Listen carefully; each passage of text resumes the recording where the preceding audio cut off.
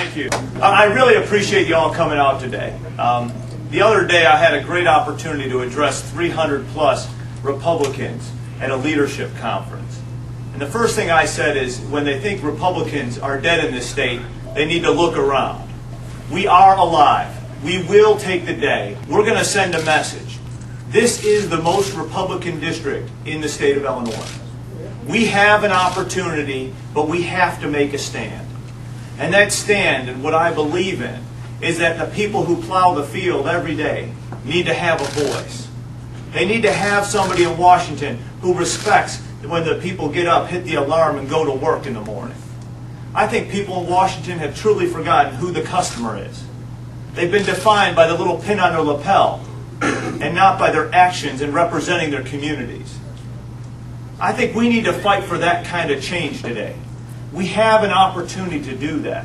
This campaign, its mission, is to reach out and say to those folks who are feeling like the land of dependency and defining success by what they get in a mailbox is what America's all about. That's not Republican. That's not American. America is about the idea of can-do. The America that I've seen is one that respects the people that plow the field every day, the S-Corps, the LLCs, the small businesses who create the jobs, and those people are willing to work in there and maybe have a dream of their children going to school someday and being able to afford that. That's Republican. What's Republican is respecting the process to success, not celebrating the Ferrari at the end. Those are good things.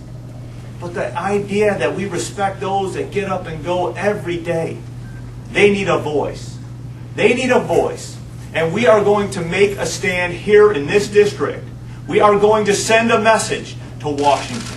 We are going to send a message to Springfield that the Republicans are alive in Illinois and our voice will be heard. And those people who have a dream will follow our lead, follow us to Washington, and make sure that those people out there, that forgotten person, knows that we got their back. We have their back.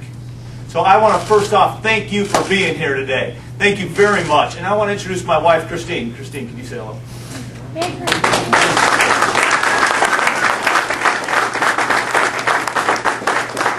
I got to tell you, this is it's not easy for the whole process on a family. My mom is here. Mom, could you say hello? This is my mom. Many people get up here and talk about their heroes. They talk about Reagan or Churchill, and those are people I greatly admire. But it's my parents, it's my wife, it's my family, and those are people that I greatly respect because they never forgot where they came from. Ups and downs in business goes this way, but the character of an individual is defined by that steadiness and appreciation for the individual spirit. And they've always been that way. And I believe we have an opportunity to really shake it up.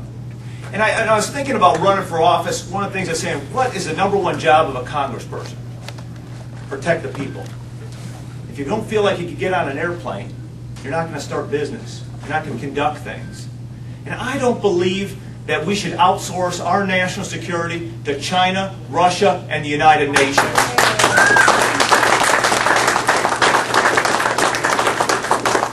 Listen, I'm a politician. I want to be liked, but I want to be respected. And that's the part where we're missing it around the world. I don't need to go on the streets of Moscow and ask how do we handle our defense in this country. I'm not going to Beijing to find out how we should handle the defense of this country.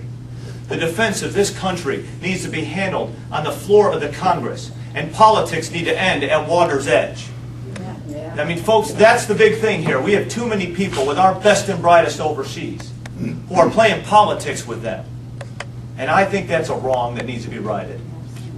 And when they want to benchmark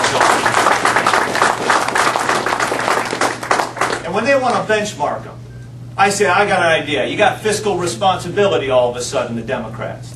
They've seen the light. Okay, but I will tell you that I say, why don't we benchmark every department? Where is the September meeting for the Department of Education? Where is the September meeting for the Department of Health and Human Services? What is the definition of success in every single department of government? If they really care about the people, if they really care about how hard they work for their money, then they should demand an answer of what is the definition of success and how does this benefit all of us back home. That's what we have to fight for. We have to challenge it. And our mission here in this district is to go into those places that don't feel like they have a willingness to participate. And we need to lift them up. We need to lift them up and say, you can. We are the party of can. They're the party of can't. They really believe you have to legislate because people won't be able to participate. They believe the better days of America are behind us. I believe the better days of America are ahead. I think the future Sam Walton just opened his third store. And I think one day the Walmart's going to get too big for their britches, and this person that nobody ever heard of, maybe it's somewhere in the South again, maybe it's up here, is going to take them down. Just like Sears, Kmart was the big Goliath of their day. There is a dreamer out there